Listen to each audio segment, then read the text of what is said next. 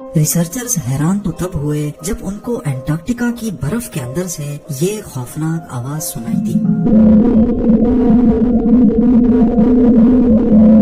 حالانکہ وہ اسٹڈی تو کسی اور چیز پہ کر رہے تھے، لیکن اس آواز نے ان کو ایک نئی بحث میں الجھا دیا۔ لیکن ہم انسانوں نے جب سے انٹارکٹیکا کو ڈسکور کیا ہے تب سے لے کر ہم اس کی مسٹریز میں الجھتے ہی جا رہے ہیں۔ یورپ سے بھی 40% بڑا یہ برفانی کانٹیننٹ قریب 1,36,00,000 اسکوائر کلومیٹر کے ایریا پر پھیلا ہوا ہے، یعنی اس میں 4 انڈیا یا پھر 17 پاکستان جیسے ملک فٹ آ سکتے ہیں۔ انٹارکٹیکا دنیا کا وہ واحد کانٹیننٹ ہے جس کو ابھی تک سب سے کم ایکسپلور کیا گیا ہے، اور اس کی وجہ ہم سب جانتے ہیں۔ جی ہاں، یہاں کی ایکسٹریم کنڈیشنز۔ پوری دنیا میں جتنی بھی برف ہے پہاڑوں پر یا پھر بڑے بڑے گلیشیئرز میں، ان سب کو اکٹھا بھی کر لیا جائے تو وہ انٹارکٹیکا کی برف کا صرف 10% حصہ بنتا ہے۔ اس سے آپ اندازہ لگا سکتے ہیں کہ انٹارکٹیکا کی آئس شیٹس کتنی بڑی ہے۔ پچھلے لاکھوں کروڑوں سالوں سے یہاں برف لگاتار جمع ہو رہی ہے، جس کی گہرائی کئی مقامات پر 4.7 کلومیٹر تک نوٹس کی گئی ہے۔ یعنی انٹارکٹیکا کی برف کے اندر 5 برج خلیفہ سیدھے کھڑے کیے جا سکتے ہیں، اور اس کے بعد بھی کافی زیادہ جگہ خالی بچ جائے گی۔ پچھلی کئی دہائیوں میں اس برف کے اندر چھپے کئی راز فاش کیے جا چکے ہیں، پر آج بھی ریسرچرز یہاں اپنی جانوں کو جوخم میں ڈال کر انٹارکٹیکا کی مسٹریز کے بارے میں جاننے کی کوشش کر رہے ہیں، جن میں سے 4 آج ہم اس ویڈیو میں جاننے والے ہیں۔ Number 4، pyramids.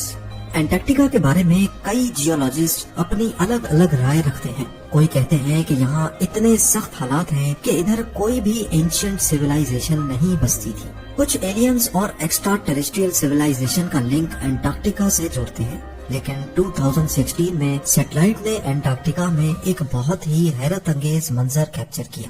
پگھلتی ہوئی برف کے اندر سے یہاں پیرامڈز جیسے اسٹرکچر کو ابھرتے ہوئے دیکھا گیا۔ اس فوٹو نے جیولوجسٹ میں ایک نئی بحث چھیڑ دی۔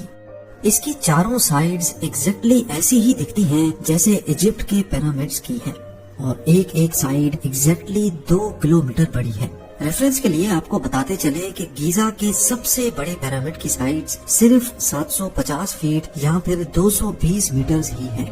اس بات کے کافی زیادہ چانسز ہیں کہ یہ کوئی نیچرل فارمیشن نہیں بلکہ کسی سیولائزیشن کے ہاتھوں بنائے ہوئے پیرامڈز ہیں، اور اگر واقعی یہ کسی نے بنائے ہیں تو پھر یہ بھی ممکن ہے کہ اتنے بڑے انٹارکٹیکا میں اور بھی کئی پیرامڈز ہوں گے یا ان سے ریلیٹڈ سیکرٹس برف کے اندر ہی دفن ہوں گے۔ اب اگر 1 سیکنڈ کے لیے اس تھیوری کو سچ مان لیں تو ہمارے ذہن میں بہت سارے سوالات جنم لیتے ہیں کہ آخر وہ کون لوگ تھے اور اتنی زیادہ ٹھنڈ میں انہوں نے یہ کام کیسے انجام دیا۔ ہاں، یہ بات درست ہے کہ آئس کور ڈرلنگ سے یہاں لاکھوں سال پرانی برف کے سیمپلز بھی ملے ہیں، جس سے یہ پروف ہوتا ہے کہ لاکھوں کروڑوں سال پہلے بھی یہاں ایسے ہی برف ہوتی تھی جس میں زندگی کا ہونا پاسبل نہیں ہے۔ پر 2017 میں یہاں جرمن جیولوجسٹ کی ایک ٹیم نے کئی مقامات پر کور ڈرلنگ کی، اور جو ریزلٹ نکل کر آیا وہ واقعی بہت حیران کرنے والا تھا۔ کور ڈرلنگ میں ہزاروں سال پرانی جڑی بوٹیوں اور درخت کے سیمپلز بھی نکل کر آئے جو ہزاروں فیٹ برف کے نیچے ہی دفن ہے۔ یہ اسی طرح کے درخت تھے جیسا کہ کسی رین فارسٹ میں پائے جاتے ہیں۔ سائنسدانوں کے ایسٹیمیٹس کے مطابق قریب 11,000 سال پہلے لاسٹ آئس ایج کے وقت پورا انٹارکٹیکا برف سے ڈھکا نہیں ہوتا تھا، بلکہ کچھ ایریاز ایسے بھی تھے جہاں جنگلات پائے جاتے تھے اور زندگی کا ہونا ممکن ہوا کرتا تھا۔ پر سوال یہ ہے کہ اس فوٹو میں دکھنے والا یہ پیرامڈ ہے کہ نہیں۔ اس کو کوئی فزیکلی جا کر وہاں چیک تو نہیں کر پایا، پر ایک بات تو کلیئر ہو گئی کہ ایک وقت ایسا تھا جب انٹارکٹیکا بھی ہرا بھرا اور زندگی سے بھرپور ہوتا تھا۔ Number 3، strange sound. 2002 میں انٹارکٹیکا میں ایک بہت بڑا برف کا حصہ ٹوٹ کر سمندر میں شامل ہو گیا۔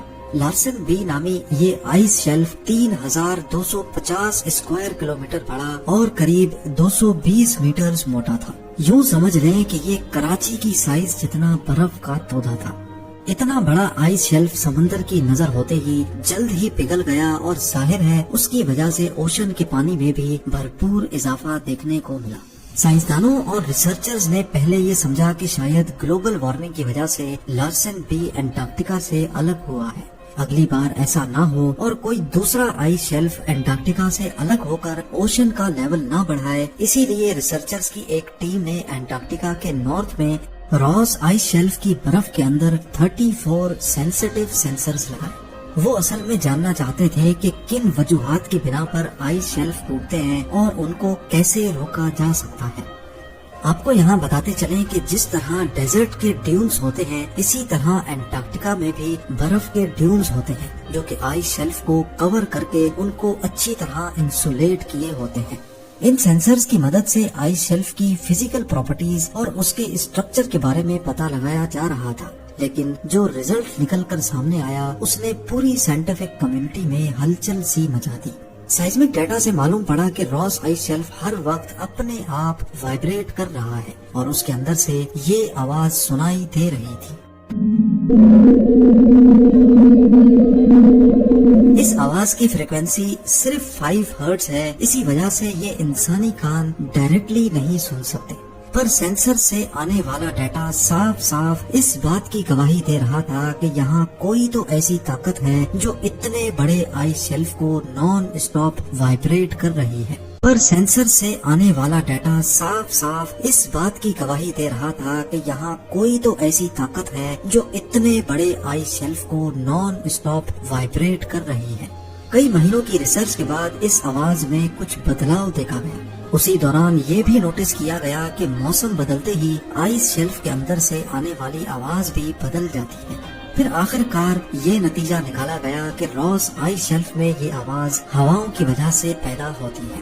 یہاں کی تیز ہوائیں جیسے ہی اپنی ڈائریکشن چینج کرتی ہیں تو آئس شیلف کے اندر سے آنے والی آواز بھی بدل جاتی ہے، ٹھیک اسی طرح جیسے کسی فلوٹ میں ہوا کم یا زیادہ پھونکنے سے اس کی آواز چینج ہوتی ہے۔ اب ریسرچرز اس آواز کو سن کر اندازہ لگاتے ہیں کہ آئس شیلف کے اندر کیا چل رہا ہے، اس کی مضبوطی کتنی ہے اور وہ مین لینڈ سے الگ ہوا ہے کہ نہیں۔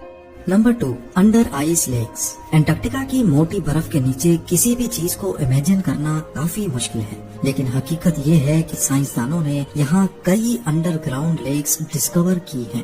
1970 میں ریڈارز کی مدد سے انٹارکٹیکا کے نیچے پہلی لیک ڈسکور کی گئی تھی۔ ایک ایسٹیمیٹ کے مطابق ابھی تک 400 سے بھی زیادہ لیکس ڈھونڈی جا چکی ہیں جو پچھلے ہزاروں سالوں سے برف کے نیچے ابھی تک فریز نہیں ہوئی۔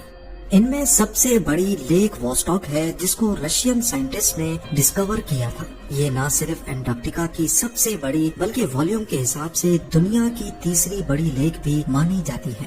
3.5 کلومیٹر نیچے پائی جانے والی اس لیک میں سے جب سیمپلز نکالے گئے تو اس کا پانی -3 ڈگری سیلسیس ہونے کے باوجود بھی فریز نہیں تھا، اور یہ پچھلے 2 کروڑ سال پرانی لیک ہے۔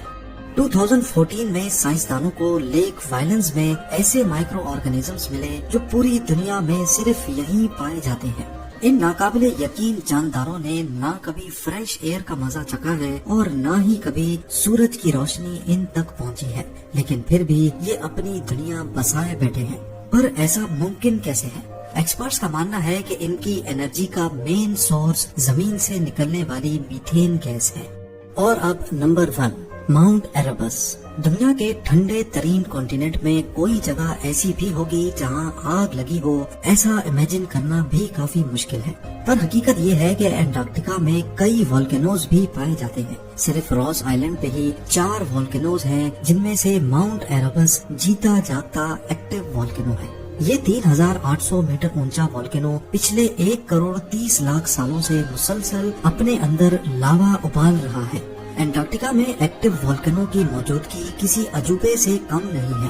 یہ انٹارکٹیکا میں اتنی ریموٹ لوکیشن پہ ہے کہ یہاں تک پہنچنا خطرناک موسم کی وجہ سے کافی مشکل ہے۔